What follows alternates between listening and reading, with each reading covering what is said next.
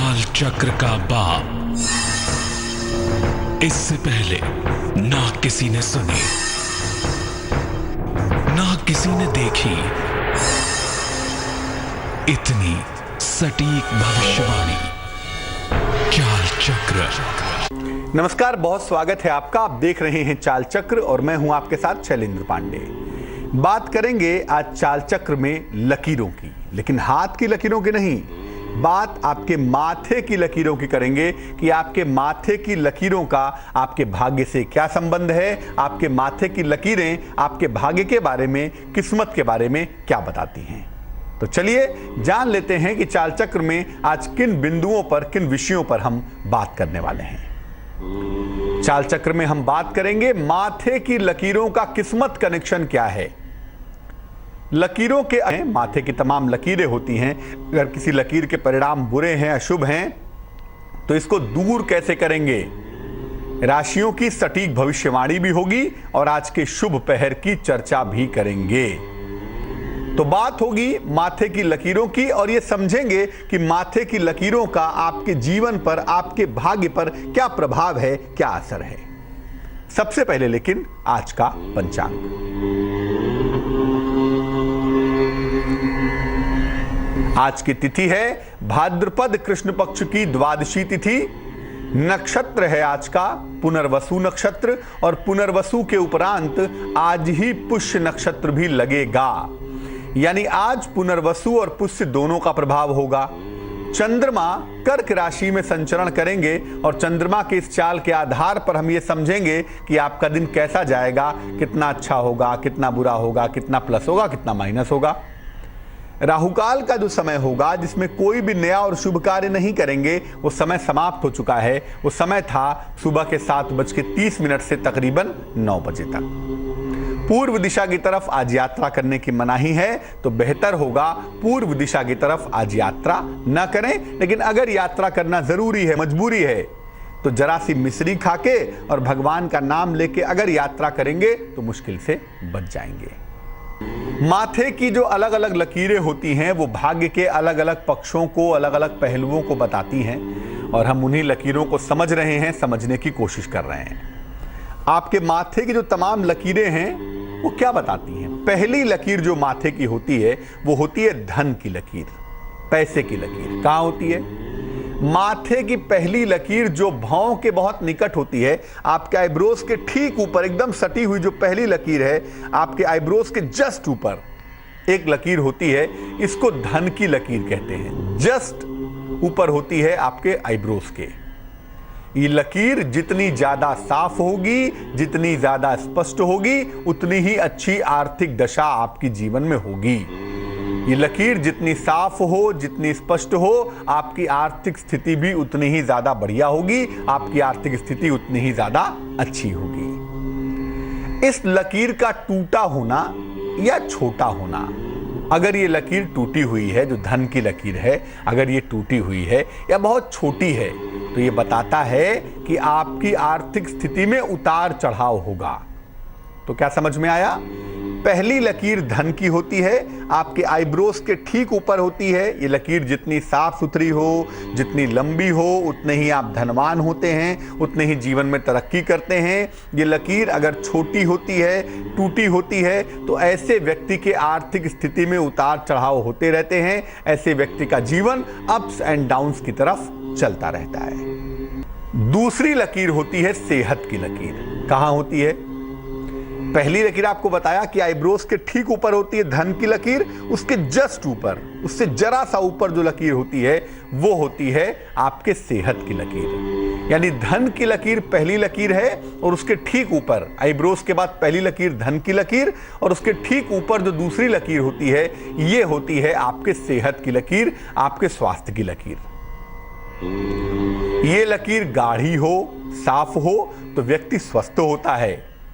ये लकीर जितनी गाढ़ी होगी, जितनी साफ होगी, व्यक्ति उतना ही ज्यादा स्वस्थ होगा, व्यक्ति उतना ही ज्यादा हैप्पी होगा। ये लकीर पतली हो, हल्की हो, टूटी हुई हो, तो व्यक्ति लगातार बीमार रहता है, व्यक्ति स्वस्थ नहीं रहता। तो ये लकीर अगर पतली है अगर हल्की है तो व्यक्ति बीमार होगा, अगर ये लकीर गाढ़ी है, मजबूत है, लंबी है तो व्यक्ति स्वस्थ रहेगा। इस लकीर का टूटा होना, अगर ये लकीर टूटी हुई है या ऊपर नीचे जिगजैग है या कहीं टूटी है कहीं जुड़ी है, ऐसे है तो समझिए कि ये लंबे समय तक चलने वाली बीमारी का संकेत दे रहा है। ये बता रहा है कि आप लंबे समय तक बीमार बने रहेंगे।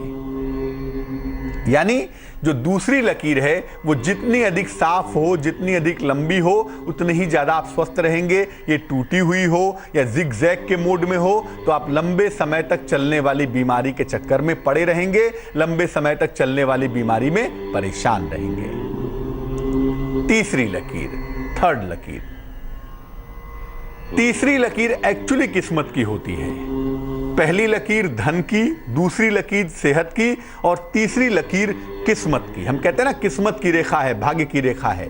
जो तीसरी रेखा है, जो तीसरी लकीर है, वही दरअसल भाग्य की लकीर है, वही दरअसल किस्मत की रेखा है। नीचे से पाई जाने वाली तीसरी लकीर आपके भाग्य की रेखा है, आपके किस्मत की लकीर है। पहली धन की, भौं के ठीक ऊपर, उसके जरा सा ऊपर आपके सेहत की, और एक तरह से देखें तो माथे के बीचों बीच की जो तीसरी लकीर है नीचे से, वो है आपके किस्मत की लकीर, वो है आपके भाग्य की लकीर। और ये कम लोगों के माथे पर पाई जाती है, ज्यादा लोगों के मस्तक पर ये लकीर नहीं होती है। छोटी ही सही अगर किस्मत की लकीर आपके माथे पर हो, छोटी ही सही अगर ये रेखा आपके माथे पर हो तो व्यक्ति भाग्यवान होता है। और एक साथ तीन सीधी लकीर अगर माथे पर पाई जाए, धन की लकीर, सेहत की लकीर और किस्मत की लकीर, तो व्यक्ति अतीव भाग्यवान होता है, अतीव ज्यादा संपन्न होता है, खुशहाल होता है। फिर से बता दूं, पहली लकीर भौं के ठीक ऊपर होती है धन की, उसके बाद दूसरी लकीर जरा सी ऊपर सेहत की, और माथे के बीचों बीच एक लकीर होती है, इसको कहते हैं किस्मत की लकीर। ये लकीर अमूमन माथे पर नहीं होती, लेकिन जिसके भी माथे के बीचों बीच ये तीसरी लकीर, ये भाग्य की लकीर होती है, वो भाग्यवान होता ही है। अगर ये लंबी है तब तो कोई बात ही नहीं है, लेकिन छोटी सी भी अगर है तो आप भाग्यवान होंगे। और अगर किस्मत की कृपा से तीनों लकीरें हैं आपके माथे पर, धन की भी लकीर है, सेहत की लकीर भी है और किस्मत की लकीर भी है, तो आपको जीवन में आगे बढ़ने से कोई नहीं रोक सकता। आप अतीव भाग्यवान हैं, आप परम भाग्यवान हैं। चौथी लकीर, फोर्थ लकीर, ये उतार चढ़ाव की लकीर है। तीसरी लकीर के बाद जो चौथी लकीर होती है, यानी बीचों बीच के ठीक ऊपर, बीचों बीच की लकीर के जरा सा ऊपर जो होती है, नीचे से चौथी लकीर होगी, ये लकीर भी माथे पे कम होती है। लेकिन अगर ये लकीर है माथे पे तो जीवन में काफी उतार चढ़ाव आते हैं, जीवन में अप्स एंड डाउन्स बहुत होते हैं। उम्र के 28 साल से लेकर 40 साल तक व्यक्ति को जीवन में उतार चढ़ाव झेलना पड़ता है, व्यक्ति को जीवन में संघर्ष झेलना पड़ता है, और ऐसे लोग भयंकर उतार चढ़ाव और संघर्ष के बाद खूब सफल होते हैं। यानी चौथी लकीर आपके संघर्ष की है, चौथी लकीर आपके मेहनत की है, चौथी लकीर आपके उतार चढ़ाव की है। लेकिन अगर ये लकीर आपके माथे पर है तो आप उतार चढ़ाव और संघर्ष के बाद भयंकर रूप से सफल होंगे, भयंकर रूप से सफलता प्राप्त करेंगे। आमतौर पर ऐसे लोग उम्र के 40वें वर्ष के बाद खूब सफलता पाते हैं, और 40वें वर्ष के बाद सफलता पाने के बाद खूब सफल भी होते हैं, खूब आगे भी जाते हैं, एक से अधिक संपत्ति भी बना लेते हैं। लेकिन 40 साल तक जिंदगी में ऐसा ही लगता है कि जिंदगी में कुछ रहेगा नहीं, कुछ है नहीं, चलो निकल लो, जिंदगी छोड़ दो। बहुत बार जीवन में ऐसे बड़े बुरे समय भी आते हैं। लेकिन अगर चौथी लकीर आपके माथे पे है तो आप इस बात को याद रखिएगा, जब भी आपको दिक्कत हो, परेशानी हो, घबराहट, बेचैनी हो, आप इस बात को याद रखिएगा कि आप चौथी लकीर के स्वामी हैं। यानी 40 वर्ष के बाद आपको जीवन में संपूर्ण उन्नति करने से, मैक्सिमम राइज करने से कोई नहीं रोक सकता। पांचवी लकीर, आमतौर पर पांचवी लकीर अगर माथे में आ गई तो इसका मतलब यह है कि भैया आपके माथे में बहुत सारी लकीरें हैं। सबसे पहले भौं के नीचे पहली लकीर धन की, उसके ऊपर सेहत की, माथे के बीचों बीच किस्मत की, उसके बाद उतार चढ़ाव की, और अंतिम लकीर या और लकीर अगर हम कहें पांचवी लकीर, तो यह बताता है कि माथे में बड़ी सारी लकीरें हैं। ठीक है ना। भाई 5-5 लकीरें अगर माथे में दिखाई दे रही हैं तो इसका मतलब कि मस्तक पे बहुत सारी लकीरें हो गई, और बहुत सारी लकीरों का होना बताता है कि आप बहुत चिंतित हैं। आपके दिलो दिमाग में कोई ना कोई चिंता हमेशा बनी रहती है, आप हमेशा मन से चिंतित बने रहते हैं। कितनी भी सफलता और संपन्नता क्यों न हो, व्यक्ति किसी न किसी कारण से चिंतित रहता है, व्यक्ति किसी न किसी कारण से चिंतित बना रहता है। 5वीं लकीर का मतलब यही है कि आपके पास धन है, आपके पास मोटे तौर से स्वास्थ्य है, आपके पास संपत्ति भी है, लेकिन फिर भी जीवन में कोई ना कोई ऐसा एक मामला जुड़ा रहता है, जीवन में कोई ना कोई एक ऐसा चीज जुड़ा रहता है जिससे आप अपने जीवन में हमेशा चिंतित, हमेशा तनावग्रस्त बने रहते हैं।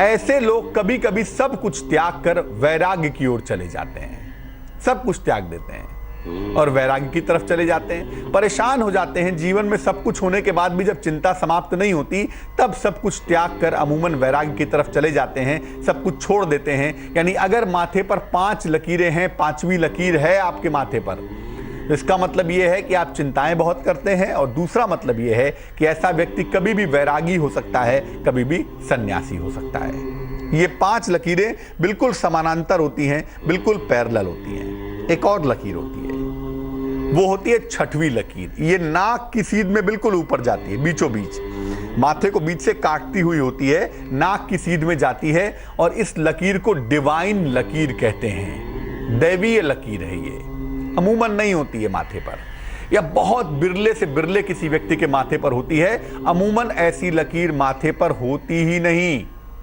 पैरेलल लकीरें तो होती हैं 5-5, लेकिन माथे के बीचों बीच में लकीर नहीं होती। और अगर ये लकीर आपके माथे पर है, जिसको 6वीं लकीर आप कहेंगे, तो ये बताती है कि आप पूर्व जन्म के शुभ संस्कारों से बंधे हुए हैं, और आपके ऊपर दैवीय कृपा बहुत सारी है, आपके ऊपर डिवाइन कृपा है। पूर्व जन्म के शुभ संस्कारों से आप बंधे हुए हैं, और दैवीय कृपा से आप जीवन में आगे बढ़ेंगे।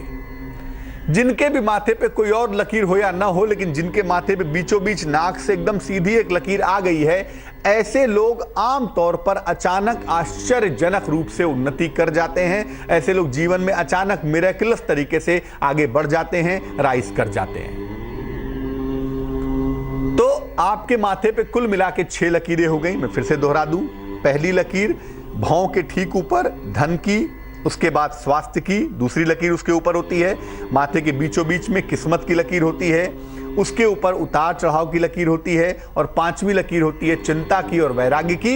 ये सारी पैरेलल लकीरें हैं। एक लकीर होती है बीचों बीच जो माथे को काटती है बीच से, ये लकीर दैवीय लकीर होती है, डिवाइन लकीर होती है, और ये लकीर होने की वजह से आप जीवन में दैवीय परिणाम प्राप्त करते हैं। अब मान लिया माथे की लकीरों के परिणाम शुभ नहीं हैं, उसकी वजह से आपको जीवन में दिक्कत हो रही है, तो माथे की लकीरों के अशुभ परिणाम को कैसे समाप्त करें, क्या उपाय करें कि इन लकीरों के अशुभ परिणाम समाप्त हो जाएं। मान लिया आयु की लकीर टूटी हुई है, मान लिया सेहत की लकीर खराब है, मान लिया धन की लकीर खराब है, कैसे ठीक करें इनको। सुबह सुबह स्नान करके चंदन की 3 सीधी लकीरें लगाएं, उंगली में चंदन डुबा लें और 3 सीधी लकीरें सुबह सुबह स्नान करके माथे पे खींचें। इसको त्रिपुंड कहते हैं। नहीं तो रोली या लाल चंदन का एक तिलक लगाएं ऊपर की तरफ, बीचों बीच, यहां भौं के बीच से, या तो त्रिपुंड लगाएं 3, और नहीं तो एक लाइन ऊपर की तरफ लगाएं। इसको करने से आपके माथे की लकीरों के जो निगेटिव प्रभाव हैं, जो नकारात्मक असर हैं, वो आपके ऊपर नहीं पड़ेंगे। इसके अलावा कभी भी ऐसे बड़े बाल मत रखिए जिससे आपका माथा ढक जाए, जिससे आपका ललाट ढक जाए। तो कभी भी ललाट को ढकने वाले बाल भी माथे पे न रखें। माथे पर टैटू न बनाएं, माथे पर ऊंट पटांग आकृति न बनाएं, तो आपके लिए बहुत अच्छा होगा। अगर माथे पे टैटू नहीं बनाएंगे, ऊंट पटांग आकृति नहीं बनाएंगे, माथे पर सही समय से सही तिलक लगाएंगे, तो निश्चित रूप से आपके जो मस्तिष्क की लकीरें हैं, जो माथे की लकीरें हैं, किस्मत की लकीरें हैं, वो मजबूत होनी शुरू हो जाएंगे। माथे की लकीरों को बैलेंस करने के लिए ही प्राचीन काल से तिलक लगाने की परंपरा की बात की जाती है, लेकिन ये तिलक आप स्वयं से लगाइए तो ज्यादा बढ़िया होगा। और माथे की लकीरें अगर बहुत ही ज्यादा बुरी हैं तो ऐसी दशा में त्रिपुंड लगाना ही उसका एकमात्र समाधान है। त्रिपुंड लगाने से लाभ होता है। इसके अलावा एक काम और भी कर सकते हैं, सप्ताह में जब भी समय मिले मंदिर जाएं और देवी देवता के चरणों में अपना मस्तक रख दें, अपना सर रख दें। बहुत सारी जगहों पे देवी देवता के चरण चिन्ह अलग से रखे जाते हैं ताकि आप उस पे अपना माथा रखकर आप उस पे अपना सर रख के प्रार्थना करें। और जब आप अपना सर रख के प्रार्थना करेंगे, उस पे अपना माथा रखेंगे, तो निश्चित रूप से आपके माथे की लकीरें बेहतर होनी शुरू हो जाएंगी। लेकिन हमेशा याद रखिए, हर व्यक्ति के चरणों पर माथा मत रखिएगा, क्योंकि ऐसा करने से किस्मत की लकीर बिगड़ भी सकती है। माथा उसी के चरणों पर रखिए जो बहुत महान हो, जो गुरु हो या जो भगवान के चरण हो, वहां माथा अगर रखा जाए। कभी कभी तो एक बार ही माथा रखने से किस्मत बदल जाती है, लेकिन 2-4 बार, 2-4 हफ्ते तक करने से भी अगर भगवान के चरणों में माथा रखा जाए तो किस्मत दूर हो जाएगी, समस्याएं आपकी गायब हो जाएंगी। किस्मत की जितनी भी परेशानियां हैं वो एक एक करके गायब होती चली जाएंगी। लेकिन हमेशा इस बात को याद रखिए कि ये लकीरें आपके विल पावर से अधिक ताकतवर नहीं हैं। ये लकीरें आपको परेशान तो कर सकती हैं, लेकिन जब आप भगवान की शरण में जाते हैं, इनके लिए समुचित उपाय करते हैं, तो इन लकीरों की समस्या दूर हो जाती है। हमने आपको माथे की लकीरों की व्याख्या बताई और बताया कि आपके माथे की अलग अलग लकीरों के परिणाम आपके जीवन में कैसे पड़ते हैं, आपके जीवन को ये माथे की लकीरें कैसे प्रभावित करती हैं। चर्चा को आगे बढ़ाते हैं और जानते हैं कि चाल चक्र में अब हम किन बिंदुओं पर, किन विषयों पर बात करने वाले हैं। चाल चक्र में आगे बात करेंगे आपके राशियों की क्या होगी सटीक भविष्यवाणी, कैसे आप अपने दिन को बेहतर बनाएंगे, आज का शुभ पहर क्या होगा और शुभ पहर का खास उपाय क्या होगा। इसके अलावा अगर आपने अपने गर्दन पर, चेहरे के आसपास, माथे पर कोई टैटू वैटू बनवा रखा है तो उसका प्रभाव आपके जीवन पर निगेटिव ना पड़े, इससे बचने का उपाय भी आपको जरूर बताएंगे। तो चलिए शुरुआत करते हैं अब और जान लेते हैं मेष राशि वालों के लिए आज का दिन कैसा जाने वाला है। मेष राशि, संतान पक्ष से आपको सुख मिलता हुआ दिखाई दे रहा है। किसी यात्रा पर जाना चाहें तो यात्रा के सुंदर योग बने हुए हैं, लेकिन आज आपको जल्दबाजी से बचाव भी करना है। कोई जल्दबाजी मत कर बैठिएगा। शुभ रंग जिसका इस्तेमाल करेंगे, प्रयोग करेंगे, वो होगा गुलाबी और भाग्य होगा 60%। वृष राशि, परिवार में प्रसन्नता के संकेत दिखाई दे रहे हैं। परिवार की मुश्किलें आज कम हो रही हैं और जीवन साथी के साथ तालमेल मधुर हो रहा है, तालमेल अच्छा हो रहा है, जीवन साथी का सहयोग भी बना हुआ है। संपत्ति का लाभ होता हुआ भी दिखाई दे रहा है। आज के लिए जिस रंग का इस्तेमाल करेंगे वो शुभ रंग होगा बैगनी और भाग्य भी काफी प्रबल होगा, काफी मजबूत होगा। भाग्य आपका साथ निभाएगा तकरीबन 80%। मिथुन राशि, किसी प्रिय मित्र से आपकी मुलाकात होगी, आपकी भेंट होगी। अचानक आपको आर्थिक लाभ भी होगा और नौकरी में हो सकता है ऑफर्स आने लगे। तो अगर ऐसे कोई अवसर आते हैं, ऐसे कोई ऑफर्स आते हैं तो उस दिशा में आप विचार कर सकते हैं। शुभ रंग पीला है आपका और भाग्य है तकरीबन 75%। कर्क राशि, धन लाभ के योग बने हुए हैं। आपका स्वास्थ्य भी लगातार अच्छा दिखाई दे रहा है, स्वास्थ्य लगातार बेहतर रह रहा है। कहीं घूमने जा सकते हैं, यह संभावना भी बनी हुई है। कहीं घूमने फिरने जाएंगे, दिन आनंद से बिताएंगे। शुभ रंग जिसका प्रयोग करेंगे, जिसका इस्तेमाल करेंगे, जिससे दिन और अच्छा होगा, वो होगा आसमानी और भाग्य होगा 86%। सिंह राशि, नौकरी में परिवर्तन के योग बने हुए हैं। नया कारोबार अभी आपको नहीं करना चाहिए, क्योंकि अभी नया कारोबार करने पे हो सकता है चंद्रबल मजबूत न मिले, काम खराब हो जाए। अपने दाम्पत्य जीवन पर, अपने मैरिटल लाइफ पर आपको बहुत ध्यान देना है। दाम्पत्य जीवन के मामले में कहीं कोई लापरवाही नहीं करेंगे। शुभ रंग जिसका इस्तेमाल करेंगे वो होगा नारंगी और भाग्य होगा तकरीबन 55%। कन्या राशि, धन का लाभ होता हुआ दिख रहा है। परिवार का माहौल भी लगातार अच्छा बना हुआ है। अपने स्वास्थ्य का बहुत ध्यान रखना है आपको। सेहत के मामले में किसी तरह की कोई लापरवाही ना करें। शुभ रंग जिसका प्रयोग करेंगे, जिसका इस्तेमाल करेंगे, वो होगा गुलाबी और भाग्य होगा तकरीबन 77%। तुला राशि, संतान से सुख मिलता हुआ दिखाई दे रहा है। संतान पक्ष की तमाम चिंताएं दूर होने के संकेत बने हुए हैं। यानी चंद्रमा की इतनी कृपा तो है कि आपकी मुश्किलें यकीनन हल होने वाली हैं। इसके अलावा मान सम्मान आपका बढ़ रहा है, चिंता बिल्कुल ना करें। और चूंकि चंद्रमा बहुत प्रबलतम है, इसीलिए आपको जीवन से जुड़ी हुई कोई महत्वपूर्ण जिम्मेदारी भी मिलती हुई दिखाई देती है और ये जिम्मेदारी आपके लिए इंपॉर्टेंट होगी, महत्वपूर्ण होगी। शुभ रंग जिसका प्रयोग करेंगे, जिसका इस्तेमाल करेंगे, वो होगा सफेद और भाग्य होगा 80%। वृश्चिक राशि, रुका हुआ धन मिलता हुआ दिखाई दे रहा है और अगर कोई काम बिगड़ा हुआ है, फंसा हुआ है, तो आपका बिगड़ा हुआ काम भी बनने के संकेत फिलहाल दिख पा रहे हैं।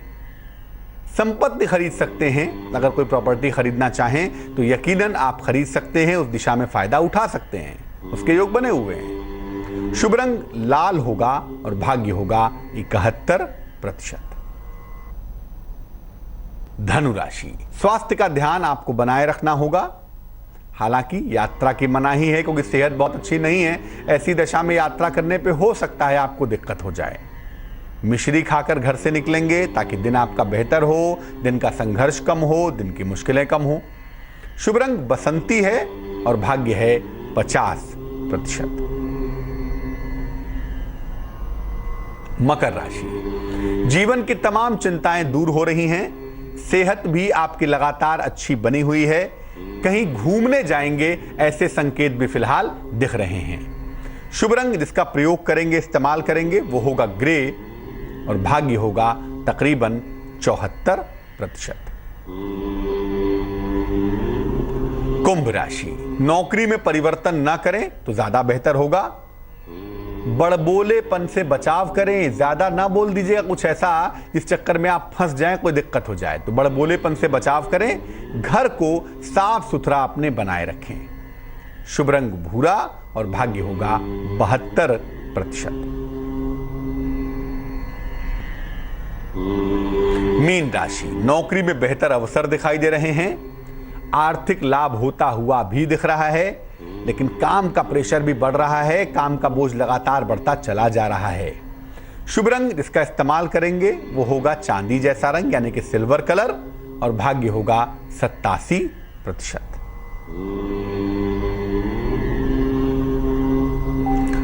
माथे की लकीरों की हमने बात की, हम चर्चा को आगे बढ़ाते रहेंगे, लेकिन फिलहाल एक दर्शक जुड़ रही हैं हमारे पास, उनसे बात करते हैं। जी बताइए पारुल। जी पंडित जी नमस्ते। जी नमस्कार, बताइए। पंडित जी मैं अपने पति के बारे में मेरे बारे में पूछना है मुझे। अपने पतिदेव के बारे में पूछिए। डेट ऑफ बर्थ बताइए। उनकी 1 मार्च 1983।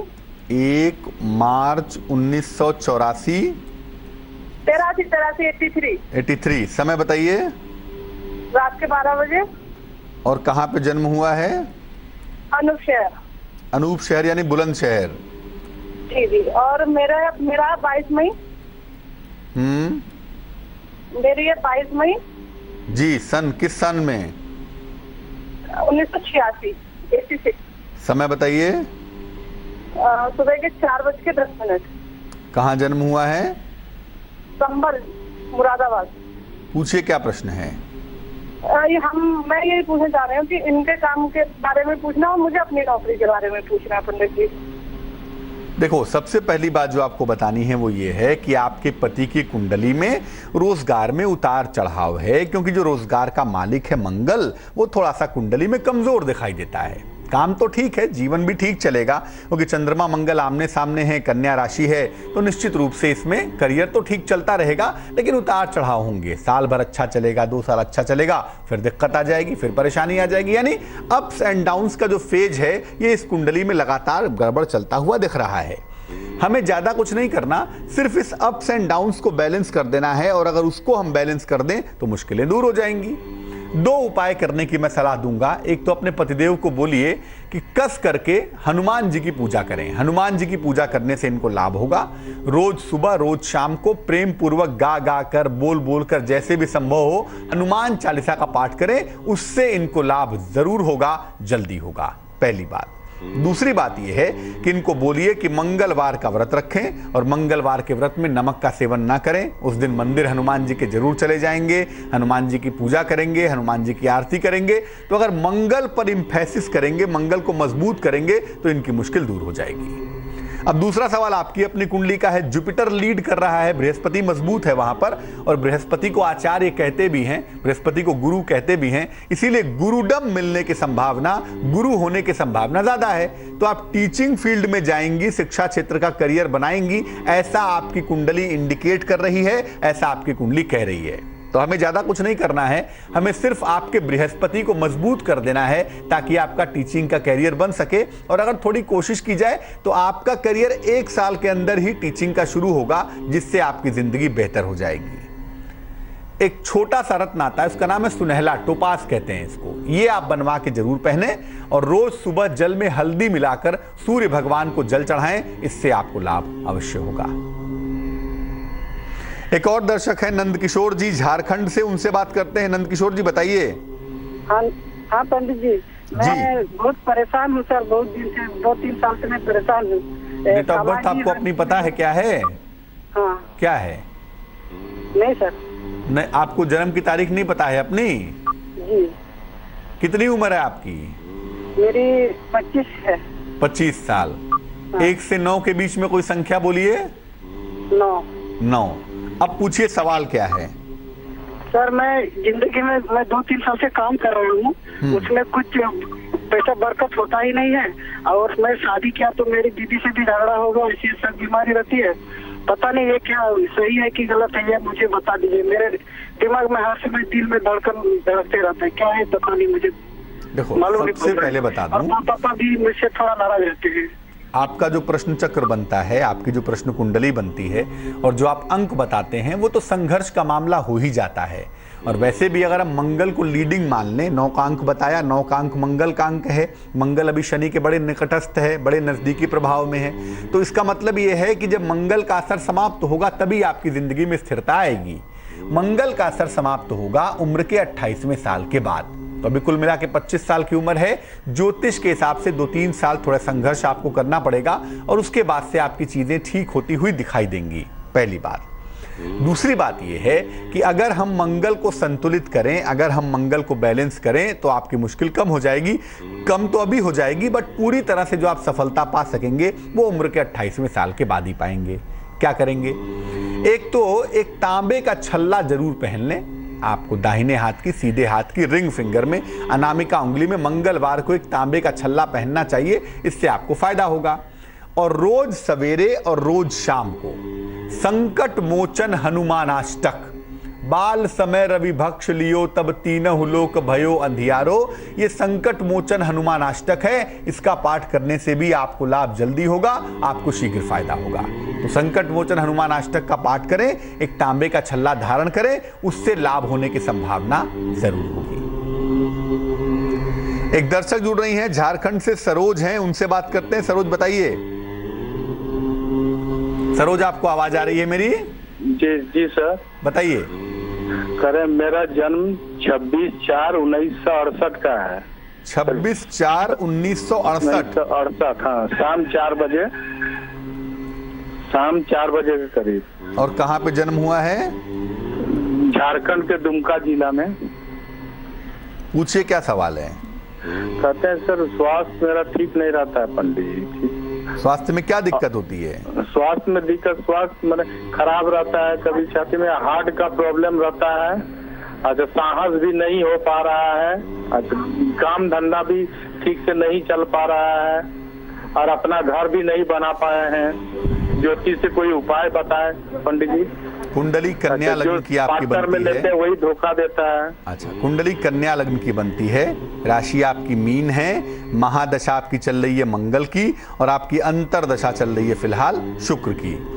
शुक्र की अंतरदशा इस कुंडली में ठीक रहनी चाहिए, जो अभी तुरंत ही चूंकि शुरू हुई है तो इसका परिणाम आने में 1-1.25 महीने का समय लगेगा। बट 1-आध महीने के बाद से मुझे लगता है आप काफी इंप्रूव करेंगे, आपकी मुश्किलें काफी कम हो जाएंगी। चिंता करने की बिल्कुल आवश्यकता नहीं है, पहली बात। दूसरी बात यह है कि आप काम छोटा करें, बड़ा करें, अकेले ही करें, पार्टनरशिप में ना जाएं, क्योंकि पार्टनरशिप में जाने पे आपको कुछ मिलेगा ऐसा कम से कम ज्योतिष नहीं कहता है। आपके लिए पार्टनरशिप का मामला बिल्कुल भी अच्छा नहीं है। तो भैया निवेदन यही है कि कृपा करके पार्टनरशिप में ना जाएं। तीसरी बात यह है कि हमें आपका स्वास्थ्य ठीक करना है और आपके करियर को बेहतर करना है। इसके लिए आप एक रत्न बनवा के पहन लें, अगर आप अफोर्ड कर सकें। एक पन्ना बनवा लीजिए, सस्ता वाला पन्ना भी आता है, एक साधारण सा पन्ना 5-6 रत्ती का बनवा लीजिए, चांदी की अंगूठी में, सीधे हाथ की छोटी उंगली में, बुधवार की शाम को पहन लीजिएगा। इससे आपकी मुश्किल हल होनी शुरू हो जाएगी। तो एक पन्ना पहन लीजिए और हाँ, सुबह शाम नमः शिवाय का जप करिए, सुबह 108 बार, शाम को 108 बार। इससे आपकी मुश्किल कम होनी शुरू हो जाएगी। अगर आपने अपने शरीर पर, चेहरे पर कहीं भी टैटू बनवाया हुआ है तो इसका सीधा असर आपके भाग्य पर पड़ता है। या तो भाग्य बहुत अच्छा हो सकता है या तो बहुत बुरा हो सकता है। तो अगर आपने टैटू बनवाया हुआ है तो कृपा करके अपने कंठ पर या माथे पर तिलक लगाना शुरू करिए, ताकि अगर उसका कोई निगेटिव असर है, अगर उसका कोई नकारात्मक प्रभाव है तो वो आपके जीवन पे ना पड़े। जान लेते हैं क्या है आज का शुभ पहर। आज का शुभ पहर है शाम को 7 बजे से रात को 8:30 तक। आज के शुभ पहर का समय है सायंकाल 7 बजे से रात्रि के 8:30 तक। इस समय में भगवान शिव को सफेद फूल अर्पित करें, श्वेत पुष्प उनको अर्पित करें। ऐसा करने से आपका मानसिक दबाव और मानसिक तनाव दूर होगा। सफेद फूल में केतकी का फूल अर्पित मत करिएगा, वरना परिणाम बुरे होंगे। सिर्फ और सिर्फ सफेद फूल, और अगर वास्तविक फूल नहीं मिलते तो मानसिक रूप से सफेद फूल बना के उनको अर्पित करें। लेकिन शुभ पहर का समय नोट कर लें कि शुभ पहर का समय है शाम को 7 बजे से रात्रि के 8:30 तक, जिसमें आप सफेद फूल अर्पित करेंगे तो मानसिक चिंताएं, तनाव और दबाव दूर होगा।